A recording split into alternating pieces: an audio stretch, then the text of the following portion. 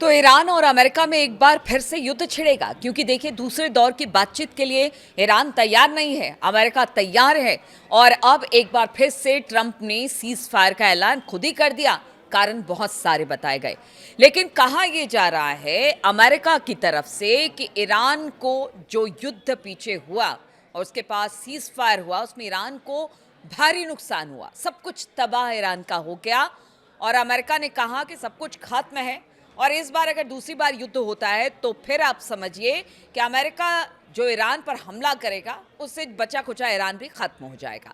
नमस्कार, मैं हूं नीलू। तो आज इसी पर बातचीत करेंगे कि ट्रंप जो दावा ईरान को लेकर कर रहे हैं कि ईरान का सब कुछ खत्म हो चुका है, और अगर ईरान अमेरिका की बात नहीं मानता है तो फिर जो एक बार फिर से हमला अमेरिका की तरफ से होगा उसमें ईरान का नामो निशान मिट जाएगा। लेकिन क्या वाकई ऐसा है? सिर्फ ईरानी को नुकसान हुआ है, अमेरिका को किसी तरह का कोई नुकसान नहीं हुआ है? ऐसा नहीं है। एक रिपोर्ट सामने आई है जिसमें बताया गया है कि अमेरिका को भारी नुकसान हुआ है सैन्य सामानों को लेकर। किस तरह से, बात आज इसी पर होगी। ईरान के साथ बताया जा रहा है 39 दिन की लड़ाई ने अमेरिका के मिसाइल जखीरे को बड़े पैमाने पर खाली कर दिया है। यानी जो दावा अमेरिका ईरान को लेकर कर रहा था, अब अमेरिका को लेकर भी इस तरह के दावे हो रहे हैं क्योंकि वो महाशक्ति है और उसको सभी को देखना है। इस तरह से वो एक तरह से कह लीजिए कि लोग कहते हैं कि सबका गार्जियन बनने की कोशिश अमेरिका की तरफ से रहती है। ऐसे में अगर उसका मिसाइलों का जखीरा बड़े पैमाने पर खाली हुआ है तो आगे वो क्या करेगा?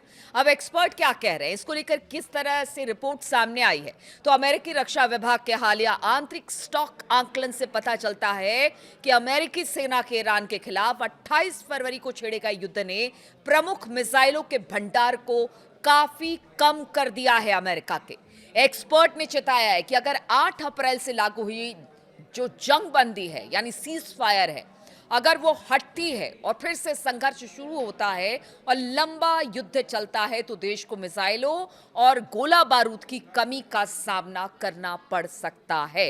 यह अमेरिका के लिए कहा जा रहा है एक्सपर्ट की तरफ से। सीएनएन के मुताबिक centre for strategic and international studies यानी कि CSIS ने अपने विश्लेषण में पाया है कि 7 हफ्तों की जंग में अमेरिकी सेना ने अपने प्रिसीजन स्ट्राइक यानी सटीक मार करने वाली मिसाइलों के भंडार का करीब करीब 45% हिस्सा खर्च कर दिया है। वहीं एयर डिफेंस सिस्टम की मिसाइलें आधी खर्च हो चुकी हैं। एक्सपर्ट का कहना है कि इन हथियारों का स्टॉक वापस युद्ध पूर्व के स्तर पर पहुंचने में, यानी पहले जितना स्टॉक अमेरिका के पास था उतना फिर से होने में कई साल लग जाएंगे। यानी अमेरिका का जो जंगी सामान है या जो जहाज है या उनकी मिसाइलें हैं, वो बिल्कुल एक तरह से कह लीजिए कि इस वक्त जो मिसाइलें हैं वो खाली हो रही है। इसलिए कहा जा रहा है कि आपने पहले जितनी मिसाइलें हुआ करती थी अमेरिका के पास, अगर वाकई में फिर से पुराने तरीके से जाया जाए तो बहुत वक्त लगेगा उतनी मिसाइलों को जमा करने में, अमेरिका को अपने सेना में शामिल करने में। डिफेंस एक्सपर्ट का मानना है कि युद्ध सामग्री पर हुई भारी खर्च ने पश्चिमी प्रशांत क्षेत्र में सुरक्षा जो संबंधी संवेदनशीलता का एक नया दौर शुरू कर दिया है। हथियारों के भंडारों को फिर से भरने में 1 से 4 साल का समय अमेरिका को लगेगा और इसके बाद उन्हें उस अपेक्षित स्तर तक पहुंचने में कई और साल लग जाएंगे। यानी पहले से ज्यादा और मेहनत करनी पड़ेगी और मिसाइलें बनानी पड़ेगी अगर अमेरिका को फिर से वही सुपर पावर बनना है और अपने जो कहते हैं स्ट्रेंथ को बढ़ाना है सेना के, तो फिर उसमें सालों लग जाएंगे जिस स्तर पर उन्हें इस वक्त चाहिए, यानी अमेरिका को चाहिए। रिपोर्ट बताती है कि अमेरिका के थर्ड एयर डिफेंस की मिसाइलों का स्टॉक फरवरी के मुकाबले आधा रह चुका है। इनको बैलिस्टिक मिसाइलों को रोकने के लिए डिजाइन किया गया है। अमेरिका के पैट्रियट वायु रक्षा इंटरसेप्टर मिसाइलों के भंडार का भी करीब करीब 50% हिस्सा खर्च हो चुका है। ईरान की मिसाइल और ड्रोन हमलों को देखते हुए एयर डिफेंस बेहद अहम माने जाते हैं और ऐसे में अगर उनका एक बड़ा हिस्सा खाली हो चुका है तो आप समझिए कि अमेरिका के लिए भी ये बात सही नहीं है। CSIS विशेषज्ञ और सूत्रों ने बताया है कि साल की शुरुआत में पेंटागन ने कई अनुबंधों पर हस्ताक्षर किए थे।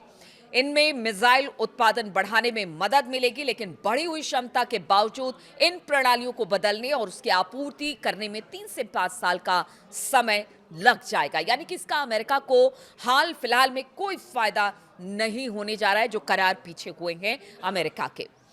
CSIS के विश्लेषण का कहना है कि ईरान से सीज फायर टूटने की सूरत में अमेरिका के पास युद्ध अभियान जारी रखने के लिए बम और मिसाइलों की कमी तुरंत नहीं होने जा रही है।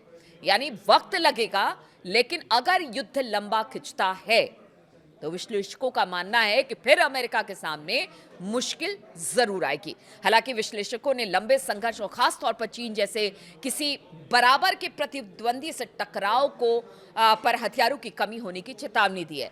यानी उनका मानना है कि अभी तो ईरान के साथ युद्ध हो रहा है, और अगर खुदा न खास्ता चीन या फिर रूस अगर इसमें शामिल हो जाता है तो फिर अमेरिका के लिए ये मुसीबत का सबब बन जाएगा, क्योंकि हथियारों की कमी उसे हो जाएगी। अमेरिकी सेना ने अपने टॉम हॉक मिसाइल के भंडार का 30% हिस्सा अब तक खर्च कर दिया है इन 39 दिनों में ईरान के साथ युद्ध में। अमेरिका की लंबी दूरी की जो joint air to surface stand off मिसाइलों के जो भंडार है, उसमें भी करीब करीब 20% हिस्सा, और उसकी SM-3 और SM-6 मिसाइलों का तकरीबन 20% हिस्सा जो है वो खत्म हो चुका है। इन सिस्टम को बदलने में लगभग 4 से 5 साल लग जाएंगे। यानी कि ईरान युद्ध में अमेरिका ने अपनी 45% प्रिसीजन स्ट्राइक मिसाइलें खर्च की हैं। थर्ड मिसाइलों के भंडार का 50% खत्म कर दिया है। पैट्रियट इंटरसेप्टर मिसाइलों के भंडार का आधा हिस्सा खत्म हो चुका है। ईरान से 39 दिन की लड़ाई में 30 यानी 30% टॉमहॉक मिसाइलें अपनी वो चला चुका है। Joint air to surface stand off मिसाइलों का 20% हिस्सा अमेरिका का अब तक खत्म हो चुका है। अमेरिका ने अपनी SM-3 और SM-6 मिसाइलों का 20% हिस्सा खत्म कर दिया है। ऐसे में जो बात अभी तक ईरान के साथ हुई है, पहले दौर की बातचीत नाकाम साबित हुई है। दूसरी दौर की बातचीत के लिए ईरान तैयार नहीं है। खुद ही सीज फायर कर दे रहे हैं ट्रंप, और कह रहे हैं कि देखिए ईरान में एक ही सरकार नहीं है, वहां पर बहुत सेंटर अब बन गए हैं, इसलिए बातचीत में उन्हें ज्यादा समय लग रहा है। इसीलिए मुज्तबा खामनेई को मैंने वक्त दिया है, और कारण यही बता रहे हैं सीज फायर के आगे यानी एक्सटेंड करने के पीछे। अब अगर ऐसे में बातचीत नहीं बनती है, क्योंकि ईरान तो अड़ा हुआ है। देखिए, ईरान का कहना है कि आप नाकेबंदी करेंगे, आप अपनी शर्तों के साथ बातचीत करेंगे, हम बातचीत नहीं करेंगे। तो ऐसे में अगर युद्ध दोबारा से शुरू होता है तो सिर्फ ईरान के लिए नहीं, यह अमेरिका के लिए भी मुसीबत बनकर आएगा, क्योंकि उसके आधे हथियारों के भंडार खाली हो चुके हैं।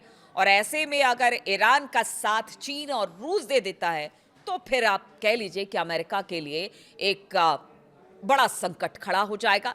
और ये संकट किस तरह से आगे आने वाले दिनों में हो सकता है ट्रंप के लिए, अमेरिका के लिए और उनके भंडारण के लिए, और एक जो महाशक्ति का टाग लगाकर अमेरिका जो घूमता है वर्चस्व को लेकर कि सब पर वो राज करना चाहता है, क्या ऐसा हो पाएगा अगर भंडार में उसकी कमी हो जाएगी? चलिए, बहुत बहुत शुक्रिया आप सभी का मेरे साथ इस बातचीत में जुड़ने के लिए, इस वीडियो में शामिल होने के लिए।